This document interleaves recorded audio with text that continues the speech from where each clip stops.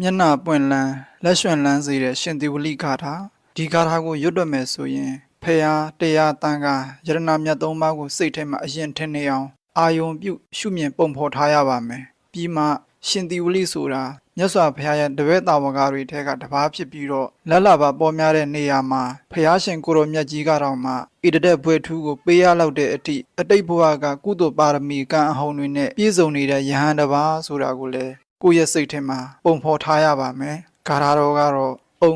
ရှင်သေဝလိဘုံရှိမြတ်စွာယဟန္တာထိတ်မှမြတ်ဖြာကိုရောနားမှာကိုရောကျင်းခတ်သိမ်းလိုရာယ